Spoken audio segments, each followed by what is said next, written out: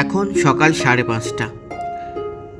ঘর থেকে পর্দা সরিয়ে হিমালয়ের অপূর্ব রূপ দেখে বেরিয়ে পড়েছি। এখন সানরাইজ হচ্ছে। গতকাল আমরা এসে পৌঁছেছিলাম এই পাতাল ভুবনেশ্বরে। তখন বাজে সন্ধে 7:15। পাতাল ভুবনেশ্বরে আমরা যে রিসর্টটিতে গতকাল এসেছি তার নাম পার্বতী রিসর্ট। রিসর্টটির প্রায় সব জায়গা থেকে এবং ঘরগুলি থেকেও হিমালয়ের তুষারাবৃত শৃঙ্গগুলির 180 ডিগ্রি ভিউ পাওয়া যায়।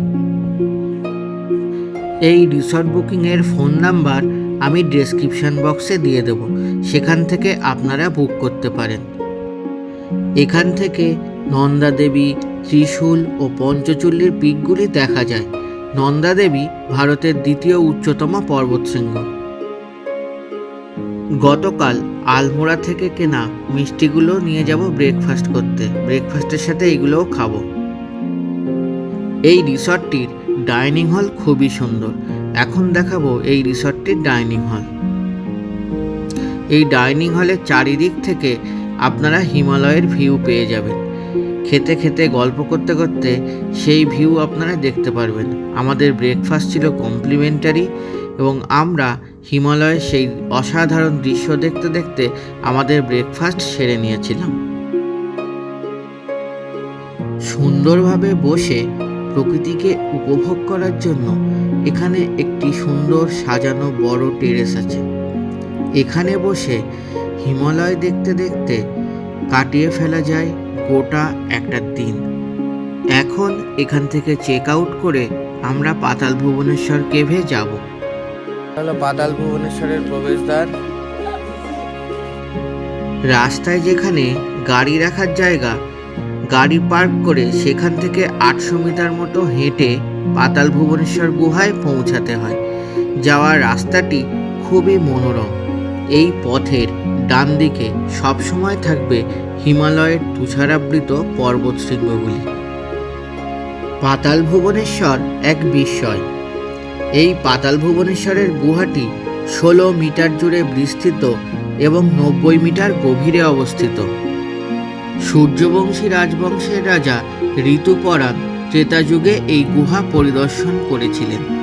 পাণ্ডবরা এবং দ্রৌপদী হিমালয় পর্বতমালা অতিক্রমের সময় এই গুহাটি পুনরাবিষ্কার করেন। আদি শঙ্করাচার্য এই গুহায় ধ্যান করেছিলেন। তো পাতাল ভুবনেশ্বরের এন্ট্রি পয়েন্ট এটা।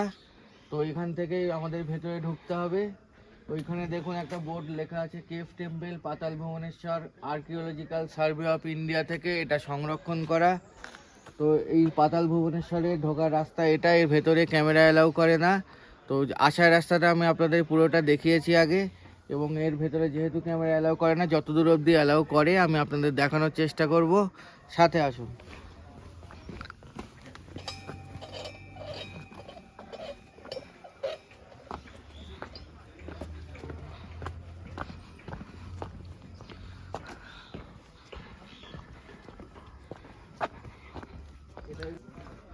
তো এর ভেতরের জিনিসগুলোকে ভালোভাবে বোঝার জন্য আমরা হয়তো একটা গাইডের সাহায্য নেব। তো গাইড দাদা কি বলেন আমি আপনাদের পরবর্তী সময়ে সবটাই জানিয়ে দেব।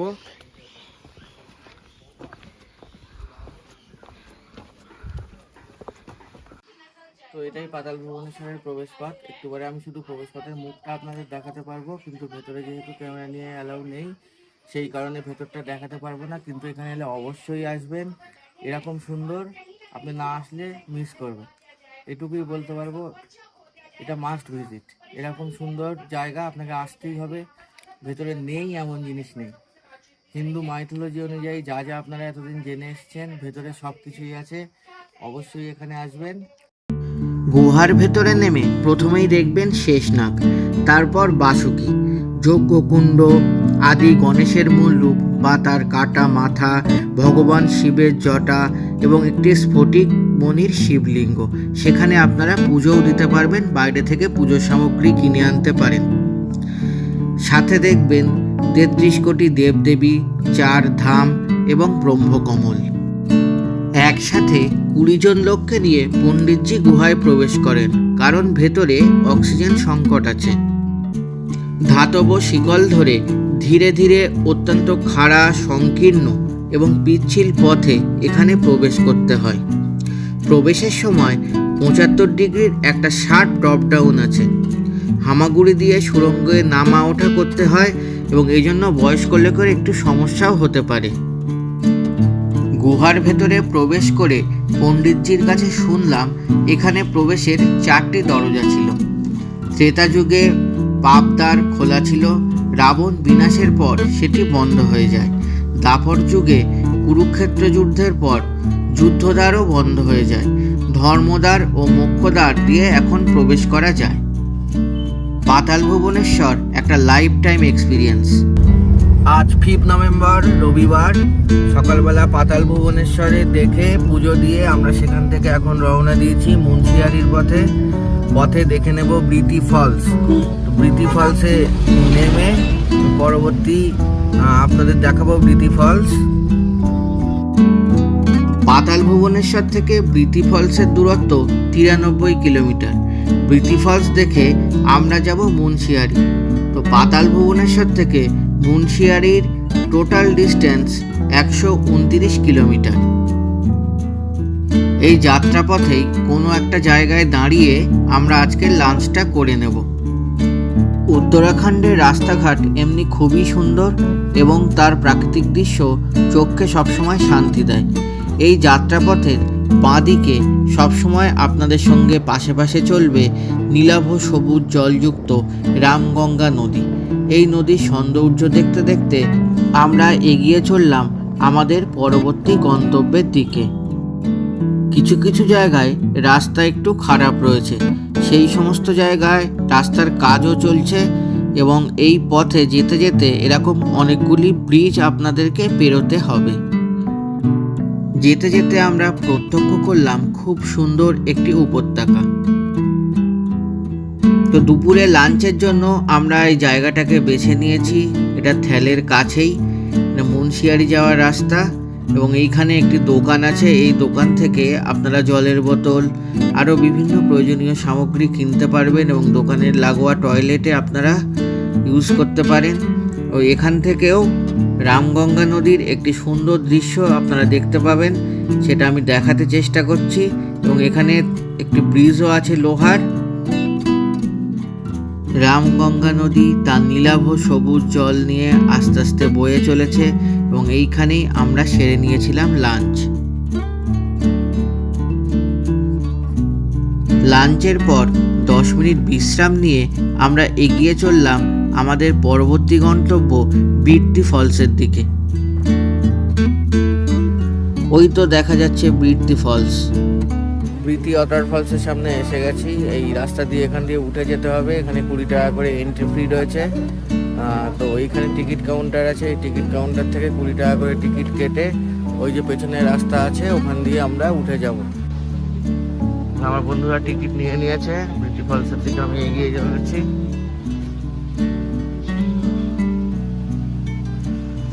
টাকা করে টিকিট।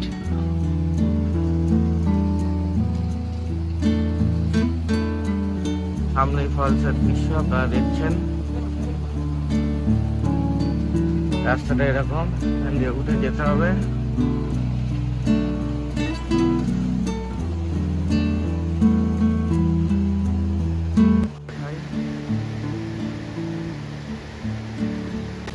আমাদের গাড়ি অপেক্ষা করছে।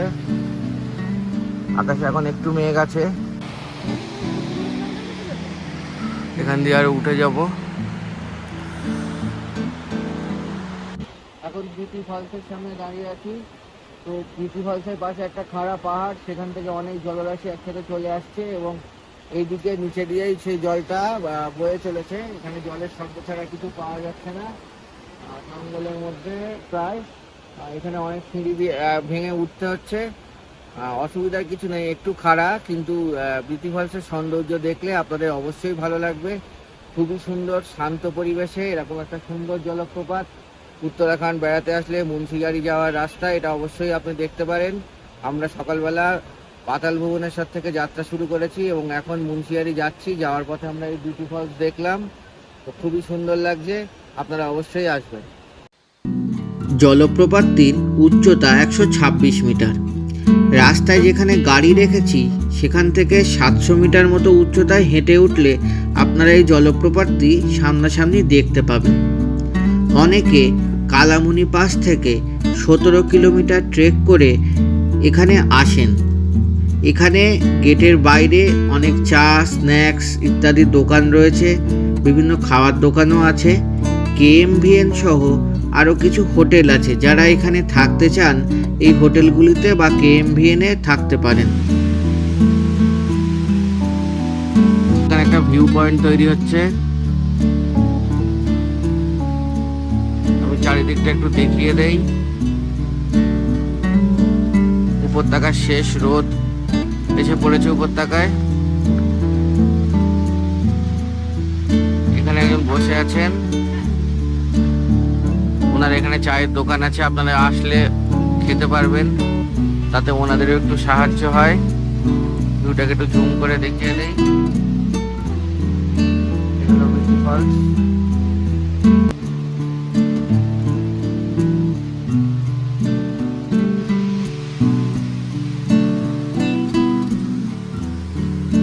সূর্যের শেষ আলো এসে পড়েছে, একদম শান্ত পরিবেশ, সেরকম লোকজন এখানে আসেনি। আর ওই দিকটা দিয়ে আরো একটু যাওয়া যায় ফলসের কাছে, আমি আর যাচ্ছি না কারণ এখানে কংক্রিটের কাজ হচ্ছে এবং আমাকে মুন্সিয়ারি যেতে হবে এখনো। এখান থেকে ঘন্টা 1.5-2 লাগবে, সন্ধ্যের আগে পৌঁছানোর চেষ্টা করব সেই কারণে। ফলস থেকে বেরিয়ে মুন্সিয়ারি যাওয়ার পথে কিছু দূর এগোতেই হলো এক বিপত্তি। আমরা এতদিনে সুইফট ডিজায়ার গাড়িতে করেই ঘুরছিলাম, কিন্তু রাস্তা অত্যন্ত খারাপ হওয়ার জন্য এই গাড়িটি হঠাৎ ফেঁসে যায়। আমরা সবাই গাড়ি থেকে নেমে দাঁড়ানোর পরেও গাড়িটি এগোতে পারছিল না। তারপরে কিছু ভারী জিনিসপত্র গাড়ি থেকে নামিয়ে অবশেষে অনেক কষ্টে অনেক চেষ্টার পরে গাড়িটি এগোতে সক্ষম হয়। তো এই অংশে রাস্তাটা অত্যন্ত খারাপ ছিল। ছোট গাড়ির পক্ষে এই রাস্তাটা পেরোতে খুবই অসুবিধা হচ্ছিল, তাও অবশেষে পেরিয়ে গেছিল। আমরা একে একে আবার গাড়িতে উঠে পড়লাম এবং আমাদের মুন্সিয়ারি যাত্রা শুরু করলাম। রাস্তায় এক জায়গায় ভেড়ার পাল রাস্তাকে ব্লক করে দিয়েছিল।